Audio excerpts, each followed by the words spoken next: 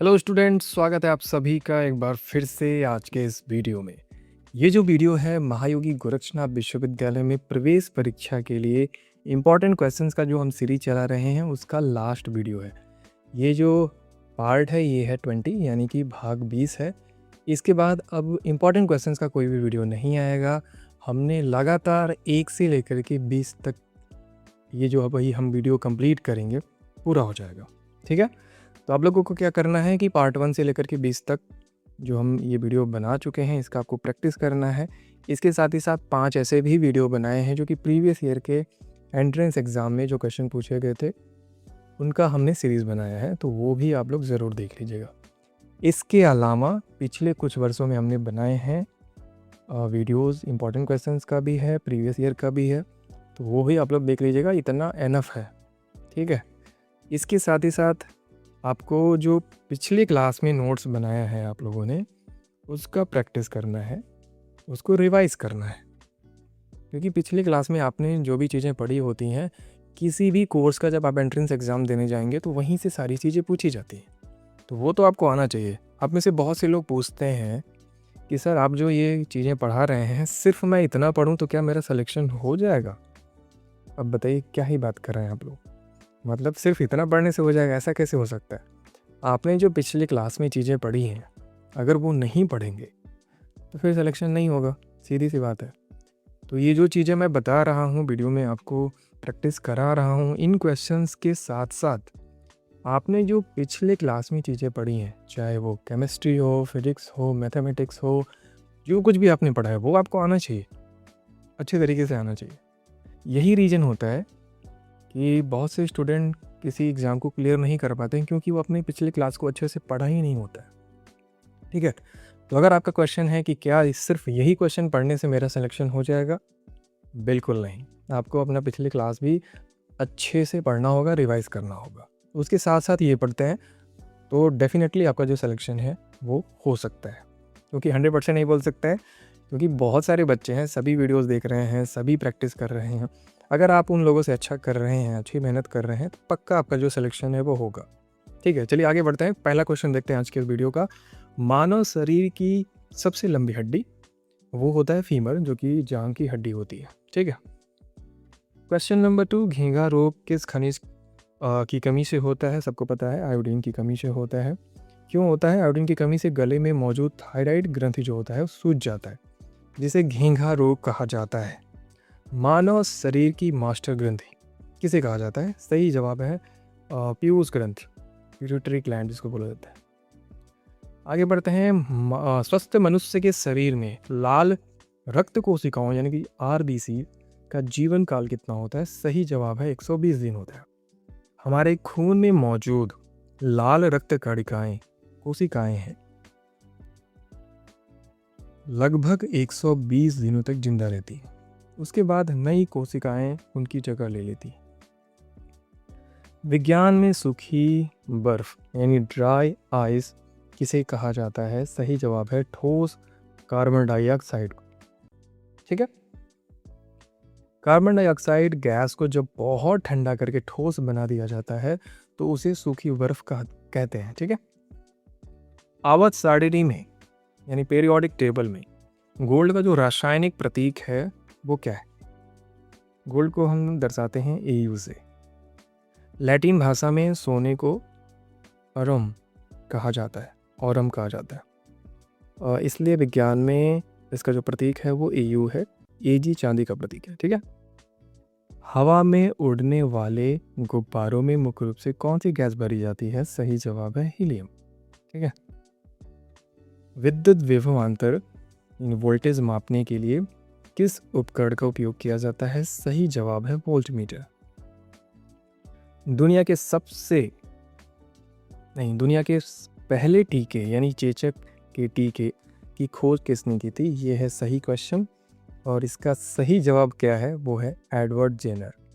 वैज्ञानिक Edward Jenner ने 1796 में चेचक का टीका बनाया था, जो दुनिया का सबसे पहला वैक्सीन था।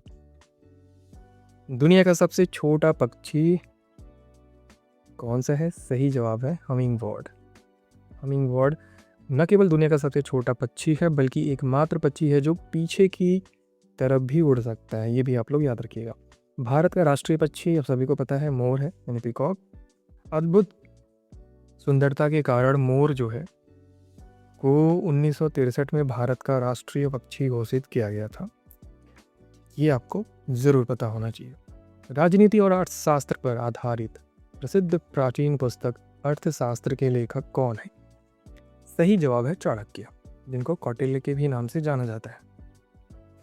उत्तरी अमेरिका के देश कनाडा की राजधानी क्या है? कनाडा की राजधानी है ओटावा।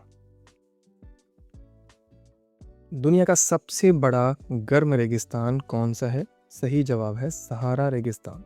अफ्रीका महाद्वीप में फैला सहारा रेगिस्तान दुनिया का सबसे बड़ा और सबसे गर्म मरुस्थल है। बर्ड मैन ऑफ इंडिया के नाम से किसे जाना जाता है? सही जवाब है सलीम अली।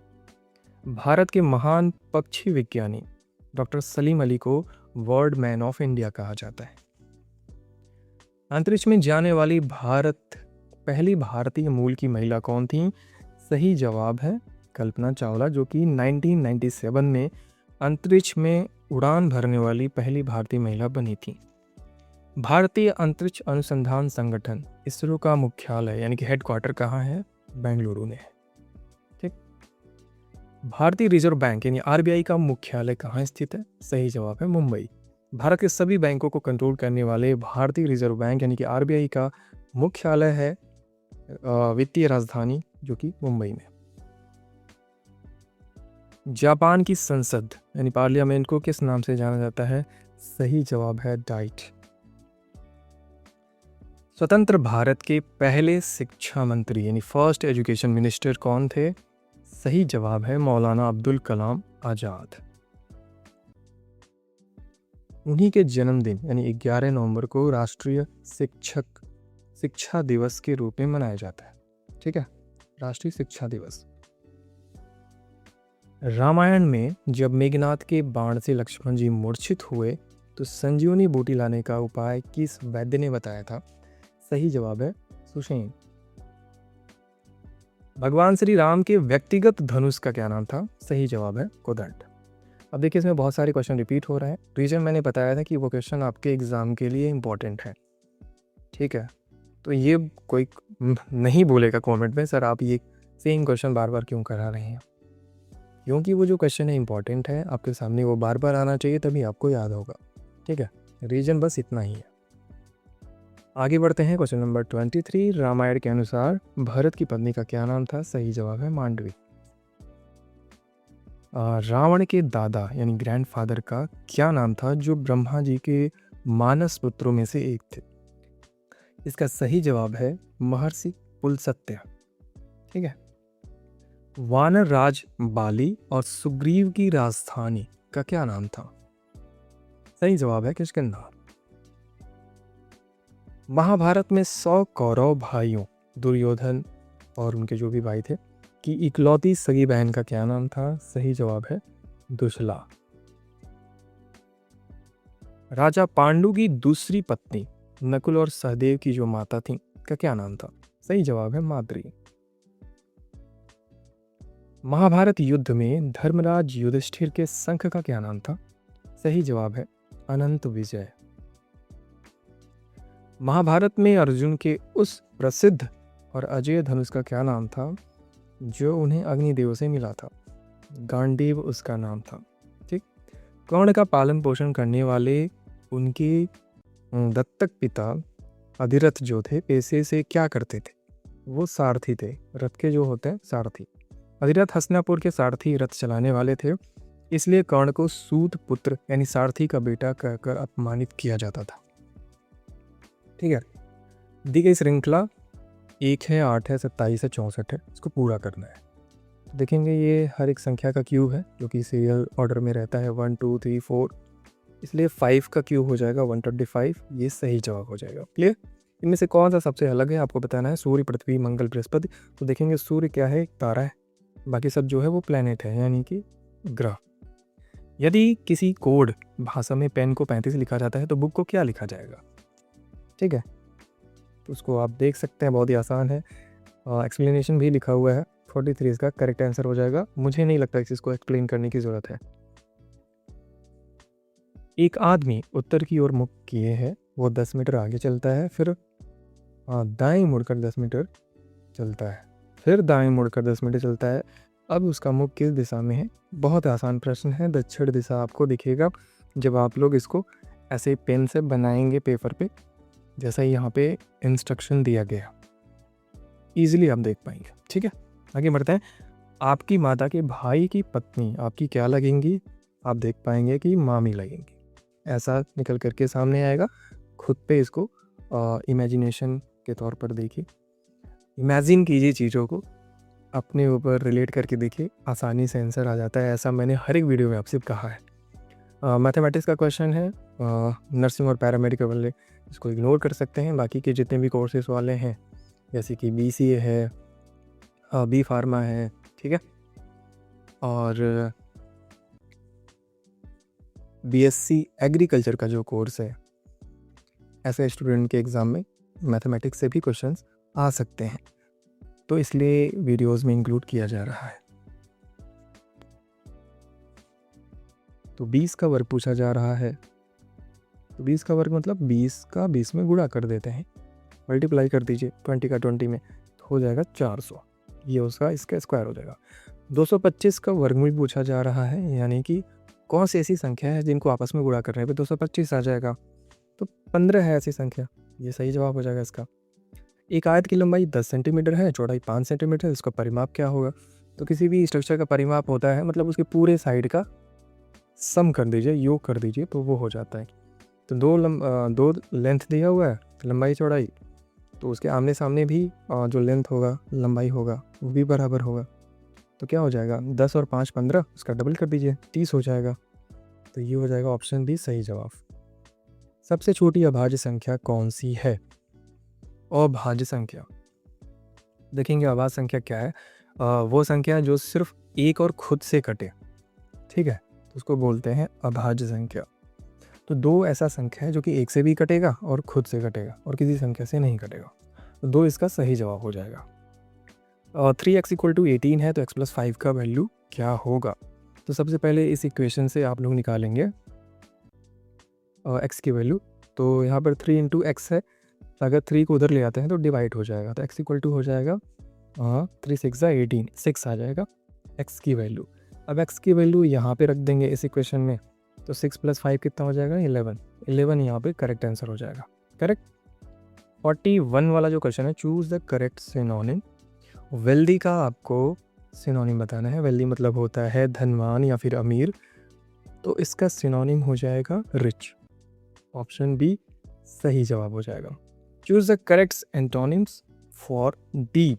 डीप का मतलब होता है गहरा, ठीक है, तो इसका अपोजिट हो जाएगा सैलो। सैलो का मतलब होता है कम गहरा, ठीक है। आगे बढ़ते हैं, question number 43। Fill in the blank with the correct preposition. The cat jumped dash the ball. इसका सही जवाब हो जाएगा ओवर, ठीक है। आप लोगों ने ग्रामर पढ़ा होगा और यहाँ पर आप सभी रिलेट कर पा रहे होंगे कि ओवर क्यों आएगा, ठीक है। Fill in the blank with the correct article. Dash है अर्थ रिवॉल्व्स अराउंड, डैश है सन है, तो पहले द आएगा फिर द आएगा, दोनों आर्टिकल यहाँ पे द लगेंगे, यानी कि the earth revolves around the sun. Clear. 45 है, what is the correct plural form of the word mouse. Mouse का प्लूरल होता है माइक। एक वीडियो में हमने ऑलरेडी कराया था, इंपॉर्टेंट क्वेश्चन है, आप लोग इसको याद रखिएगा। प्रसिद्ध ऐतिहासिक स्मारक गेटवे ऑफ इंडिया कहाँ स्थित है? सही जवाब है मुंबई में, ठीक है। मुंबई के किनारे स्थित गेटवे ऑफ इंडिया महाराष्ट्र के मुंबई शहर में है, ठीक है, ये याद रखिएगा। और इंडिया गेट जो है वो दिल्ली में, तो गेटवे ऑफ इंडिया जो है वो मुंबई में है और इंडिया गेट दिल्ली में है, ये ध्यान रखिएगा। दुनिया का सबसे प्रतिष्ठित नोबेल पुरस्कार कुल कितने क्षेत्रों में दिया जाता है? सही जवाब है 6 क्षेत्रों में। कौन कौन से क्षेत्र में दिया जाता है? तो भौतिकी के क्षेत्र में दिया जाता है, रसायन की, चिकित्सा, साहित्य, शांति और अर्थशास्त्र, ठीक है। प्रसिद्ध प्रेरक आत्मकथा विंग्स ऑफ फायर के लेखक कौन है? सही जवाब है doctor APJ Abdul Kalam. Clear. स्वतंत्र भारत की पहली महिला प्रधानमंत्री कौन थी? सही जवाब है इंदिरा गांधी जी। इस वीडियो का सबसे लास्ट क्वेश्चन, कंप्यूटर की भाषा में सीपीयू का फुल फॉर्म क्या होता है? सही जवाब है सेंट्रल प्रोसेसिंग यूनिट। ठीक है, तो इस तरीके से हमने आज पूरे 20 जो क्वेश्चंस का सीरीज है वो पूरा कर लिया है। और कैसा फील हो रहा है आपको? ये सारी जो क्वेश्चंस की सीरीज़ हैं वो देखने के बाद कमेंट में ज़रूर बताइएगा कैसा एक्सपीरियंस रहा आप सभी का, क्योंकि अब इसके बाद कोई वीडियो नहीं आएगा क्वेश्चंस को लेकर के। ठीक है, तो हमने अभी देखा जाए तो इस साल 25 वीडियो बनाए हैं, जिसमें 5 ऐसे वीडियो हैं जो कि प्रीवियस ईयर जो क्वेश्चंस पूछे गए थे उन पर आधारित हैं। 20 ऐसे वीडियो हैं जिनमें हम लोग आपकी प्रैक्टिस के लिए इंपॉर्टेंस क्वेश्चंस को शेयर किए हैं। तो इन 25 वीडियो को अच्छे से देखें और इनके जो क्वेश्चंस हमने इस वेबसाइट पर शेयर किए हैं उनको भी देखिए, और क्विज़ जो हमने बनाया है उसको भी अटेम्प्ट कीजिए। और यकीन मानिए कि अगर इतना आप करते हैं, इसके साथ ही साथ आप प्रीवियस क्लास में जो भी चीज़ें पढ़ा है आपने उसको भी रिवाइज़ करते हैं, तो मुझे नहीं लगता कि कोई दिक्कत होगा आपको एंट्रेंस एग्ज़ाम में। ठीक है, तो ख़त्म करते हैं आज के इस वीडियो को। और अब वीडियोज़ आएंगी, बट कुछ अगर इन्फॉर्मेशन आता है, आपके कुछ डाउट्स होते हैं, तो उन सभी को क्लियर किया जाएगा। तो इसलिए अगर आप कुछ पूछना चाहते हैं, कुछ आपको डाउट है जो कि सॉल्व नहीं हो रहा है, यूनिवर्सिटी पे आप बात कर करके परेशान हो गए हैं, तो आप मुझे बता सकते हैं। मेरा इंस्टाग्राम का आईडी है जिसका लिंक इसी वीडियो के डिस्क्रिप्शन बॉक्स में दिया गया है, तो वहाँ से भी कांटेक्ट कर सकते हैं। वीडियो के कमेंट में भी आप लोग अपना जो प्रॉब्लम है वो चीज़ें शेयर कर सकते हैं। वहाँ पे सभी को दिखता है, सभी लोग देख रहा होता है कि हाँ ऐसा प्रॉब्लम आ रहा है। हो सकता है यूनिवर्सिटी वाले भी देख रहे हो, है ना? तो अगर कोई प्रॉब्लम आ रही है तो बार बार उसको लिखिए और बताइए, ताकि लोगों को पता चले कि आपको ये चीज़ें प्रॉब्लम आ रही हैं और इसकी ज़रूरत है उसको सॉल्व करने की। तो मे बी जब यूनिवर्सिटी वाले भी देखेंगे कि हाँ ऐसी प्रॉब्लम आ रही है, तो उस पर वो लोग काम करेंगे और उसको सॉल्व करने की कोशिश करेंगे। ठीक है, तो मिलते हैं अगले वीडियो में, जो कि आधारित होगा आप क्या जानना चाहते हैं, क्या आपके डाउट्स हैं उन पर। ठीक है, तो जो भी आपके क्वेश्चंस हैं, डाउट हैं, सवाल हैं, सजेशन है, सब कुछ आप कमेंट सेक्शन में बता सकते हैं। मेरे इंस्टाग्राम आईडी पर भी जा कर के आप लोग मुझे मैसेज करके ये सारी चीज़ें बता सकते हैं। ठीक है, तो चलिए मिलते हैं बहुत ही जल्द नेक्स्ट वीडियो में। आप सभी लोग अपना ध्यान रखिए, अच्छे से तैयारी करिए। Wish you all the best.